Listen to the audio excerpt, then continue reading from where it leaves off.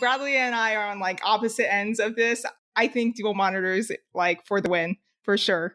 All right, I'll let you have it. Dual monitors for the win. I'm all about Command Tab. That is my life.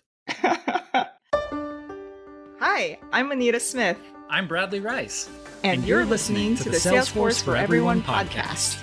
In today's Q&A episode, find out why so many people succeed in a new Salesforce career, even without a tech background or college degree. We're saying, hey, this is a really great career to go down, so then obviously I must need a college degree. And no, you absolutely do not. Also, find out how you can dial up your personal branding on LinkedIn without getting caught by your boss.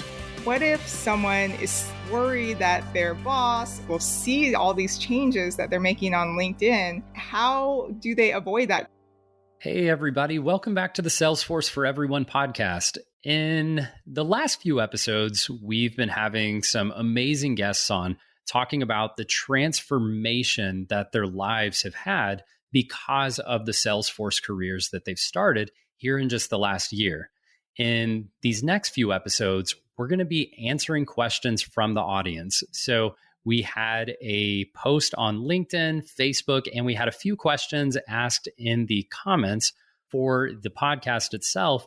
And so what we've done is we've consolidated those questions, and we are going to be answering those right here on the show in the next few episodes. So in this episode, we're going to be answering some of those more basic entry-level questions. And with me to help get these questions answered today, I've got Anita Smith. So how's it going, Anita? Hey, it's going pretty well. I am really excited for these questions because these are all the questions I had when I first started. This is sort of the interesting part because we've answered so many of these questions through emails and LinkedIn and private messages, and we're doing this day in, day out. But I think we finally get to answer these questions in a way that, we can provide these answers to people in a much more scalable way. So I'm really excited to dive in on these. Yeah, I mean, I had a lot of these same questions when I first started, and I honestly was like too shy or afraid to ask them. So I appreciate us actually going through these and answering them on the podcast. So let's go ahead and get started. A very basic one, and this gets asked quite a bit. What is the basic compatible gear, hardware, or computer system needed to get started?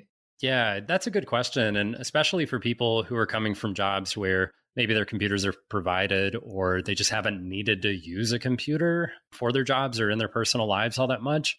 And so really, I think the first thing to note is the typical advice is do not get a Chromebook, because when you're getting your Salesforce certification exam, the tool, it's called Sentinel, that you need to install for security purposes when you're taking the certification exam. Chromebooks can't actually install Sentinel, so that gets you in some trouble. Other than that, from my understanding, it's pretty much any computer. So if you want to get on Amazon and maybe just find the cheapest Acer computer out there because you just want to get by right now, you can absolutely do that. I've even heard of people just borrowing a basic laptop from a friend in the meantime, especially when they're just figuring out, do I really want to do this? Is a Salesforce career something I'm really going to take action on and make this thing happen?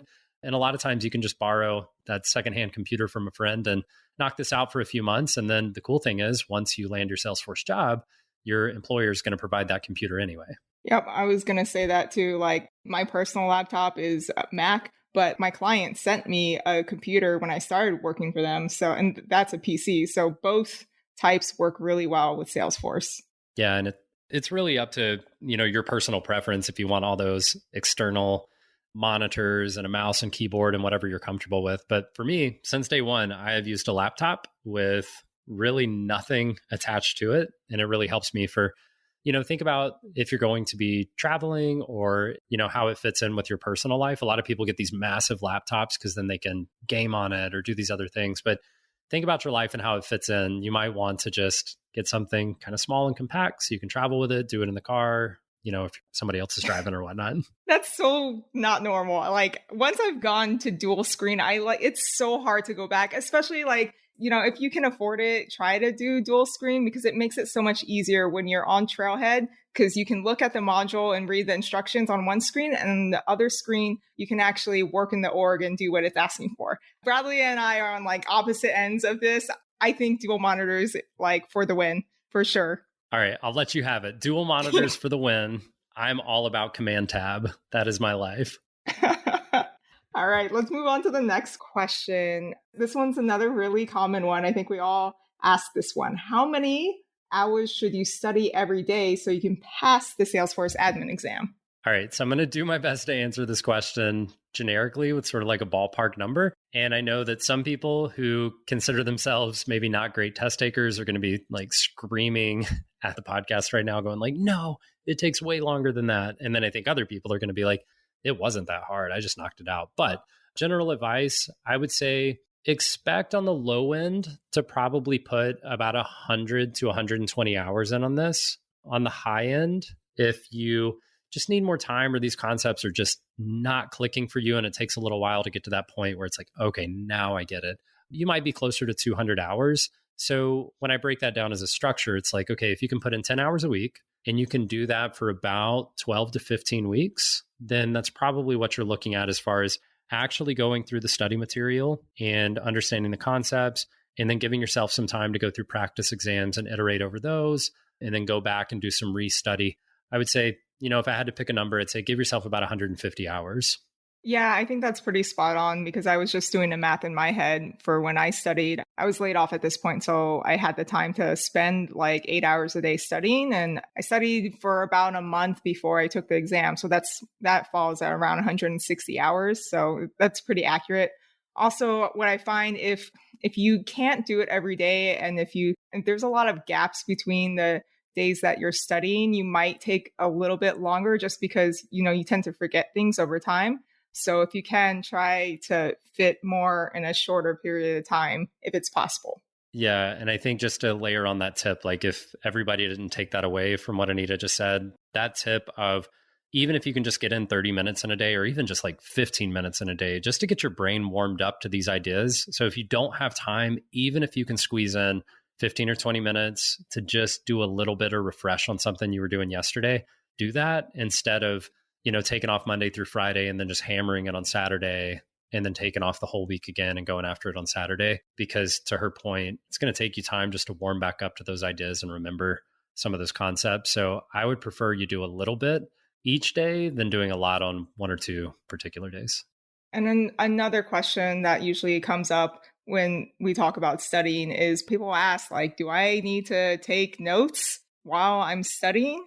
That's a good question. I think that's a little bit of a personal learning question. I know there are some people who are like, where can I print out all of the material for the exam? And if you're that type of person where you're like, I just need my hands on it, then you're probably going to want to take a lot of notes, right? But for me, even when I was going through like high school, I quickly learned that I would miss the information because I was too busy trying to take notes and not even focusing on what I was taking notes about. So instead of actually understanding the information and learning it, it's like you read a term and then you write down the definition and then you move on. Like for some reason, that means you learned it without actually understanding what you're reading and what you're writing down. So I think it depends on the person. I would prefer to like sort of go through the trails and take the questions. And if I'm missing things or not understanding things, I'd probably take some notes on that. But otherwise, I would focus more on getting through the trails and super badges than trying to perfect every little thing along the way. If I had taken notes the whole time, it would have taken me 4 times as long to get through it. As you're going through these trails and these modules, don't feel like you have to memorize everything. You're learning more than you realize. So just go through the steps and like you're learning on like how to get to setup, on how to get to different areas and how to fix certain things. All those things, you can Google it later if you're not familiar. Like just remember keywords and terminology, just things that'll help you come up with questions to type in Google. And 99% of the time, your answers, you can find them just by researching.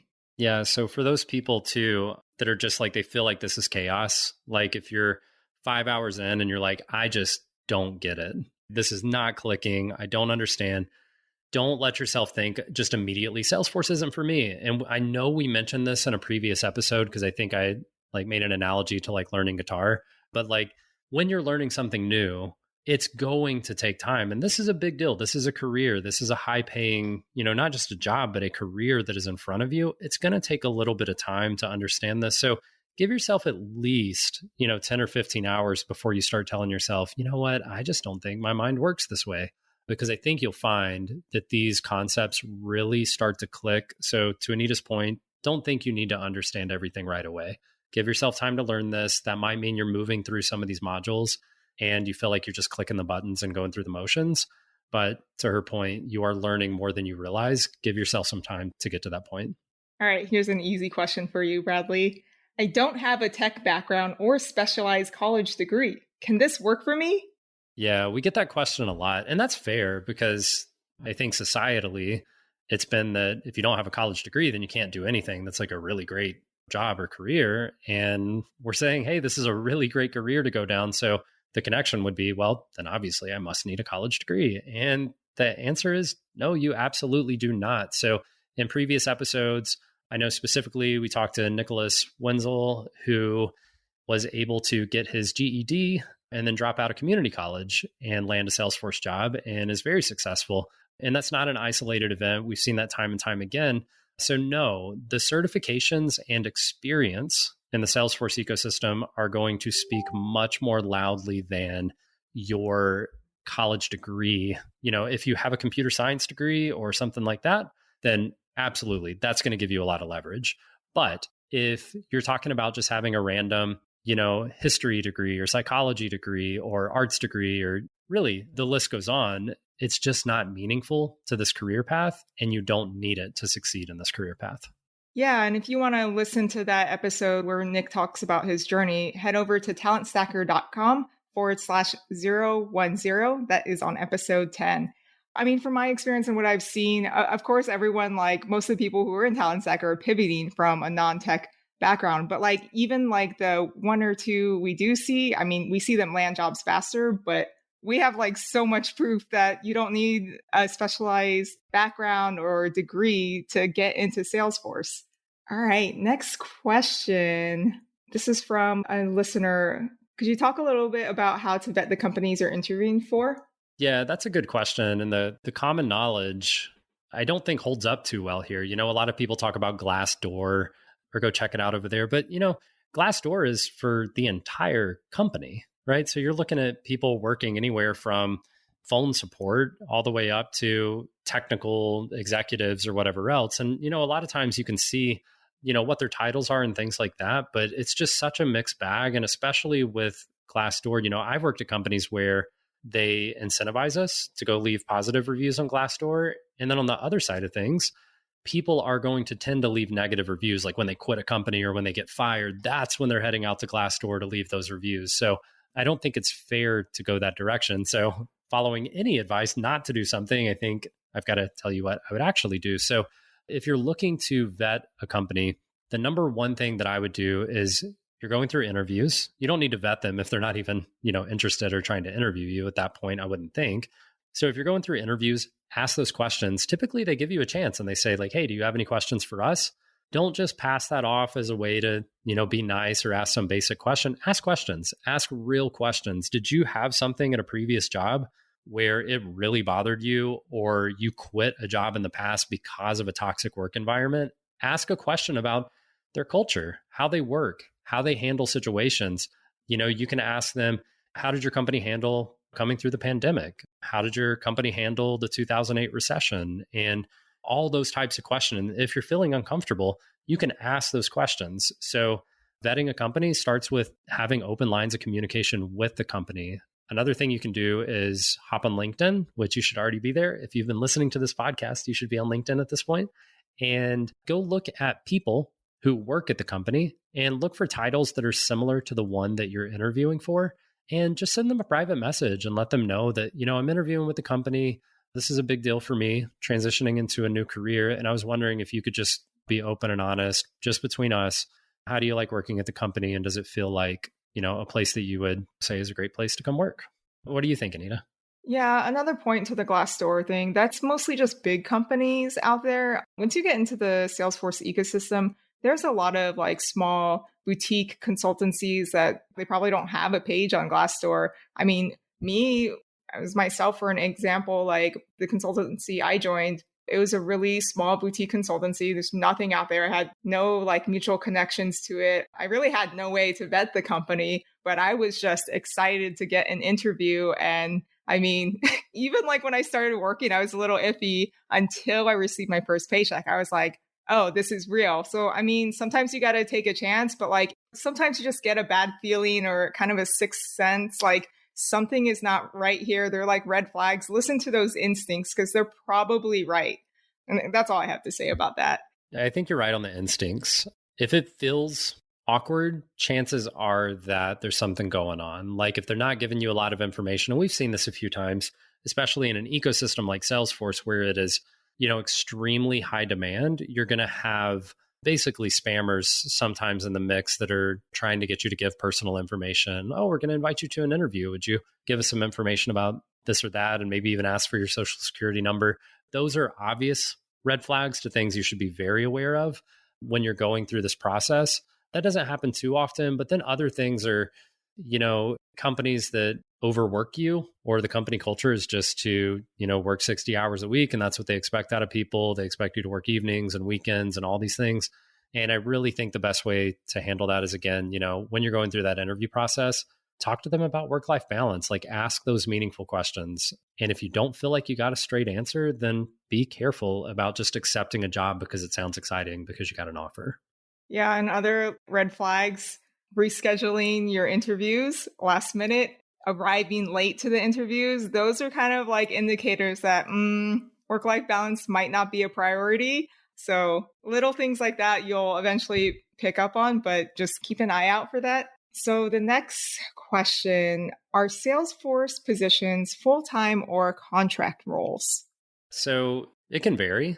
So most of the positions, and when we talk about statistics like average entry-level salary, $70,000 plus, we're talking about full-time roles. Sometimes you can find a contract role as an entry level. That's far less common than finding just a full-time position as an entry level. Now, contracts do get really popular when you're talking about moving up in the Salesforce world and sort of, leveling up, and they need you for those niche specialty skills, and they'll pay you some pretty extreme rates for maybe like a 3-month or a 6-month contract to do a specific type of implementation. But no, for entry-level jobs, which is what we typically focus on this podcast, you're talking about full-time jobs, full benefits, everything you can imagine. So there are no strings attached. You're going to get the 401k and healthcare and all the things you would expect with a typical job. So no, it's not like all of a sudden you're in a contract role and you got to figure out healthcare and you got to figure out retirement and all those things. No, when we share numbers, these are the typical 9 to 5, full-time, everything included kind of jobs. What I've seen trending is a lot of contract to hire roles. I've seen a lot of those lately. So like initially starts as a contract. So it's kind of like, the company is getting a feel for you to see if like you'd be a good fit. And if you are, normally they'll bring you on as a full-time employee. It's kind of like a free trial period where, you don't have any contracts signed. So if you guys don't like each other, you can just go your separate ways. No big deal. But I've been seeing a lot of those, and I've seen them range from like 3 to 6 months more recently. But Bradley, can you give the audience kind of an idea of, entry-level full-time positions? We always say around 60 to 80K. Like, how does that translate to a contract role where you might be hourly? Yeah, that's a really good question. So yeah, if you're hourly, you have to consider some things like the cost of private healthcare and your own, obviously, insurance in that direction. That's the biggest thing. And you're going to have to pay your own estimated taxes because you're not going to be taxed by the company that manages your contract typically. Now, those are some questions you might want to ask, like, do you guys tax me before sending me the paycheck? Is there healthcare included or health insurance included through this contract? And sometimes there is. But if there's not, you're going to have to find private health insurance, and you're going to have to make sure that you're paying your own estimated taxes. So don't go spend every penny that you make because you've got to pay taxes on that. So we imagine that a typical entry level, based on the data, is making about $72,000. So you want to get paid more than that when you're looking for an entry level contract role, because you need to guard against some of those additional fees that you're going to be paying going into it as an independent contractor. So simple math, if you say $40 an hour is what you're getting paid, you can multiply that by 2. and that's 80. So you're making $80,000 a year. Okay, so if you get paid $40 an hour times 2, 80, you make $80,000 a year. Now you're going to have to pay some of your expenses, like we mentioned, healthcare and taxes. So I would say if you're going in entry level, at least shoot for that $40 an hour, maybe $45 an hour. That's going to put you at $80,000 to $90,000 of gross income, and that'll give you a little wiggle room to work with your expenses on top of that. The other thing I would say is that if a 3 to 6 month contract and sort of the company filling you out feels a little unfair, where it's like, so what? Like, I need to quit my day job and then take a 3-month contract. So you could potentially say, no thanks, 3 months from now. Like, that sounds really scary. So the good news is, especially in the Salesforce space, those 3 months of experience are going to be all that you need to take on the next job. It's much easier after that. I don't think Trent would mind me sharing this, but I actually got, I won't share his last name. That'll be enough for most of the listeners. But Trent messaged me this week and he said, hey, Brad, I got my first job, full-time job. Wasn't what I expected. The company wasn't challenging me in the way that I was hoping that they would. It turned out the role wasn't quite what they said it would be. And he looked for another job. 3 months later, gets a $15,000 raise and is now making, really great money already, still entry level, just those 3 months of experience. So just consider that. If you ask me, like if I was going back to the beginning and you said, Brad, would you quit your day job for a 3-month contract? 100%, I would quit my day job for a 3-month contract just to get my foot in the door, because I know how wide the doors open once you have that. Yeah. And I just want to point out the numbers we're sharing are just for US. I know we have a lot of Canadian listeners and members, but I think theirs might be slightly lower or just almost comparable. Yeah, I would say, obviously the rates fluctuate, but I would say in Canada and Australia, what we've seen are the numbers are very similar. In Canada, you're going to see about 80 to 85,000 Canadian entry level, which depending on how that fluctuates, that'd be a little bit different. And then Australia, you're seeing very similar to the US as well. So I think a little bit lower in Canada, but certainly not anything that's like, whoa, this is not a good idea. And then, of course, if you're in Canada, the healthcare side of things is completely different than in the US. So, of course, I'm sure that our Canadian listeners are probably more well-versed on how that works in their home country than I would say that I would be. Yeah. And then going back to that 3-month contract thing, I mean, we just had another member who landed a job recently, Lori, and she asked the question, she's like, is it normal for all these recruiters to be like PMing me in LinkedIn? I was like, yeah, you'd be surprised. Like, I mean, first day, as soon as she changes, it's pretty fast for them. I think for me, it took a couple of months before I started getting bombarded with recruiters just with a few months experience. They want what they can't have. So speaking of these roles and positions, we tell everyone to get their Salesforce admin certification, but is that the job you're actually applying for? Are there different options and routes that you can take? Yeah, that can be really confusing because you're getting the certification, which is called the Salesforce Administrator Certification, but that doesn't necessarily mean you're going to be a Salesforce Administrator as a job title. So typically when you get the Salesforce Admin Certification, or really if you're entry level going into the Salesforce ecosystem, you're probably going to be looking for jobs that are either Salesforce Administrator, Business Analyst, or some variety of a junior consultant, apprentice consultant.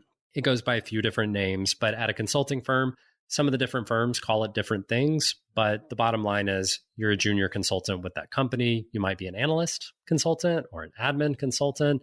It just depends. And then obviously, if you're going the developer route, which most people who are transitioning from other careers are not comfortable with, like, okay, I got to learn Salesforce and I got to learn an actual new programming language. So most people prefer to come in as a business analyst or an administrator. And then later, if they find that programming piques their interest, they might start transitioning into that maybe year 2. And then speaking of programming, I know this is like a subject that like makes you angry about like admin jobs are going away, become a developer. Yeah, no, you have to keep in mind that I've been an admin since day one. I would categorize myself as a Salesforce administrator since my first day on the job. Like, I've done a little bit of analyst stuff here and there as needed on projects, but a lot of what I've done is help people transition into Salesforce administrator roles. And the reason for that is because it's much more understandable for people coming from other walks of life. So they're not just going to walk in and start writing Apex or Java. Like they need a transition step. And then we have developers primarily who are like, the admin jobs are going away. And it's like, man, that's a pretty siloed perspective. Like, of course, a developer would say admin jobs are going away because that feels good to them, right? Like it makes them feel more needed. But what I'll say is that all Salesforce roles are in extremely high demand. If you want to argue that we need 2 million developers, but we only need 1.5 million admins, then, you can argue that all day long. That's totally fine. But the bottom line is we need millions of analysts, admins, developers. We need it, all of it. And a lot of people say, well, developers get paid more, right? And it's like, yep, that's also true. On average, developers do get paid more. But let's say you're 5 years into your career. And as a developer, you're making on average, I'm going to ballpark this. I don't have the numbers in front of me, but on average, maybe you're making $170,000 5 years into your career. And as an admin, you're only making $150,000 5 years into your career. So when you zoom out a little bit, do the $20,000 matter? Absolutely. Are you both making incredible income in the grand scheme of things? Absolutely. So I wouldn't pick my career on what pays the most. I would pick my career on what feels good and what I enjoy doing if we're talking about the difference between 150K and 170K. And I know, Anita, you could probably talk some about this because like you're just entering in, a little bit more than a year into the Salesforce ecosystem. How do you feel about that transition and sort of the emergence of what we call declarative functionality? I mean, Salesforce is really like pushing their declarative features and functionality. Like they're really pushing flows and all these automated processes that you can do without needing to code. It's not going the opposite route where you have to code more. It's going the route you're going to have to code less. So like the barriers to entry as an admin, it's not a lot. I mean, even in my day job, like honestly, I don't do too much. Like, I mean, I don't touch code at all. Don't even look at it. I do some declarative work here and there, but most of it is actually just knowing, like when you're first getting into the ecosystem, is just knowing the capabilities, what's possible to build, because then you can just go and research it or ask a friend on how to actually do it. But knowing what's possible is the most important thing. Barriers of entry as a developer versus admin. So if you do want to go the developer route, know that Salesforce has their own code called Apex. It's very similar to, I'm drawing a blank here. Is it Java? Java, yeah. That's what I've heard. I don't code either. So yeah, I don't even know. That's what I've Java. heard. I've heard it's similar to Java. Have no idea. But even then, if you want to go that route, still get your Salesforce admin cert because that's the ABC's bread and butter of everything. Yeah. So, I mean, in my opinion, the bottom line is when you're looking at being a developer, which might pay a little bit more in the long run, and you're comparing that to being an admin or an analyst or, one of these roles that are easier to transition into, when we're talking to the general public, we're talking to people transitioning from completely other industries or their stay-at-home parents or, really whatever else.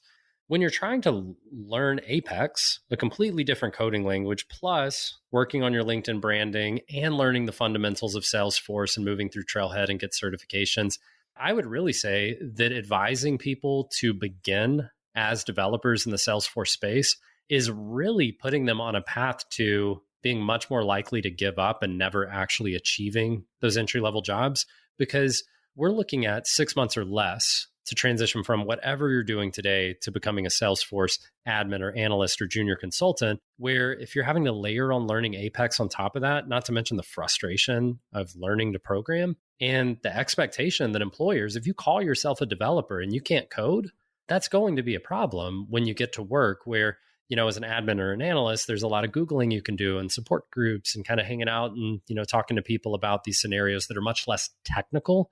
So for all those reasons, I would say if you are looking to be an entry-level professional, I would not focus on becoming a developer at all. First, land your Salesforce job, get into the ecosystem.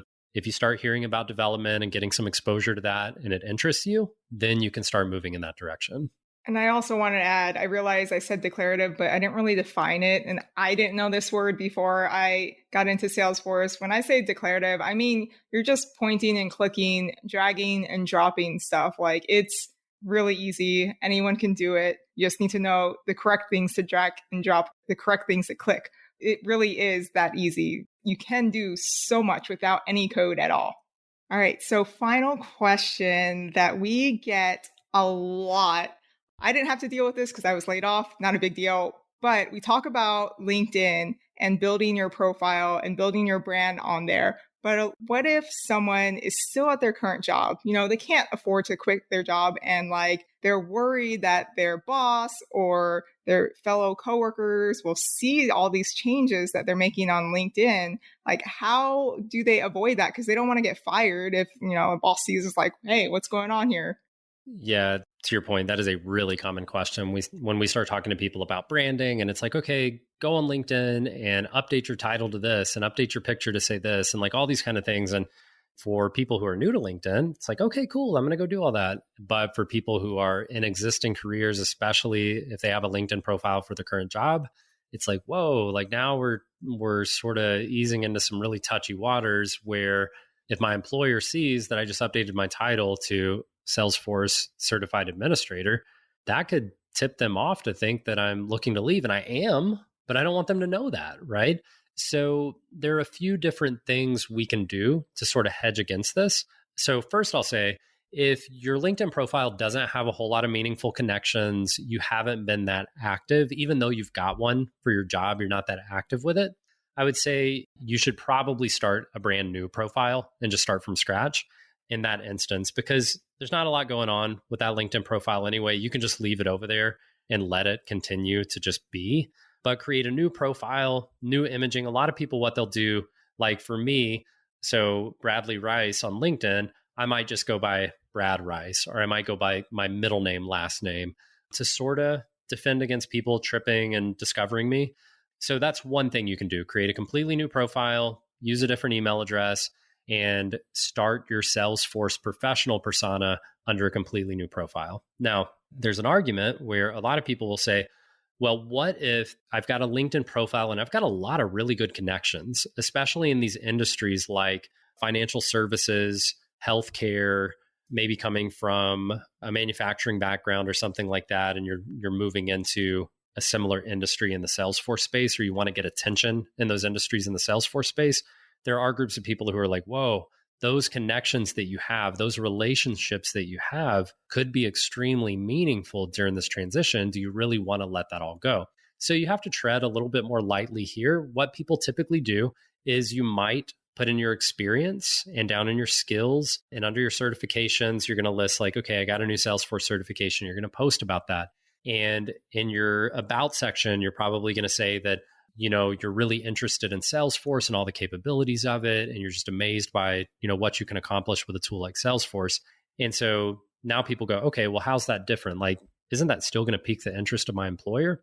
And so what you can do is, I typically recommend, if you want to go all out, start your Salesforce Playground or DevOrg and start actually tracking your tasks at work in a Salesforce Playground, and start managing your work in a Salesforce Playground. That way, if your employer comes along like your manager and they're like, hey, what is all this talk about Salesforce on LinkedIn? I see you kind of have a hobby over here with Salesforce. And it's oh yeah, let me share my screen and show you. This tool is so cool. This platform is amazing. Let me show you how I'm managing some of the stuff we do at work right here inside of Salesforce. And it is amazing how much more efficient I can be now that I'm using Salesforce. And we've literally had people who have done this, and then their company has implemented Salesforce because they saw what they were doing inside of the org. So it just gives you a chance to learn Salesforce, have a reasonable way to show your employer, you know what, I am using this for my current job, and I am excited about what this does for my current job. And if anything, they should probably see that you have an innovative mind, you're out there exploring new ways to do your job better, and you're learning new skills. And that should really be a reason for them to promote you, not to, look at you and go, hey, wait a second, are you trying to leave us? So there's a few different ways you can spin it, but at the end of the day, it's going to be what's comfortable for you, but you need to find a way to be on LinkedIn. Yeah, and one more layer of protection, you can block people on LinkedIn. So you can block your boss, all your coworkers, just in case, so they don't see any of those updates. And then you can also unlink the company from your page. So a lot of times in the experience section, you're typing out your company name, it pops up and you can click on it. You can either don't click on it and just hit enter for the company name, or have something generic like hospital or school or tire company. That way, there's less of a chance of you appearing on people's LinkedIn feeds. Because honestly, most people like outside of the tech industry, they're not really on LinkedIn. So it's pretty rare for that to happen. Yeah. And you can test the waters with some posts and some changes to your profile and see if anybody notices. I think you would be surprised at how much people are not interested in what you're up to because they are so busy with their lives and their jobs and what they're doing to worry about what changes you're making on LinkedIn. All right. So we answered so many really great questions on this episode, and we have so many more questions that we need to get answered. So I think what we should do is go ahead and do another episode for the next episode that is going to be more of these, more entry-level questions. What do you think, Anita? Yeah, thank goodness. I actually had quite a few more on my list that I wanted to add. So I'm happy we're doing another episode. Yeah, let's do it. All right. So join us next week. Hopefully you got good value out of getting these questions answered. And be sure to check in with us next week where we're going to answer more of these more entry-level and basic questions. And if you haven't gotten started on your Salesforce journey yet, be sure to head over to talentstacker.com/start. And like Anita mentioned, if you're enjoying the episodes, you feel like you're getting value, please be sure to subscribe and leave us a review on whatever platform you're listening on. Thanks, everybody. Bye. Thank you for joining us today. To get started for free on your own Salesforce career, go to talentstacker.com/start or check the show notes. There you'll find all the resources you need to start earning $60,000 to $80,000 in as little as 8 months, no matter your education or career background. The Salesforce for Everyone podcast was produced by Edmund T. and engineered by Andrew Mendonza. If you like what we do at this scrappy can-do podcast, please help others find us by leaving a 5-star rating and a great review on whichever platform you're listening to us right now. See you next time.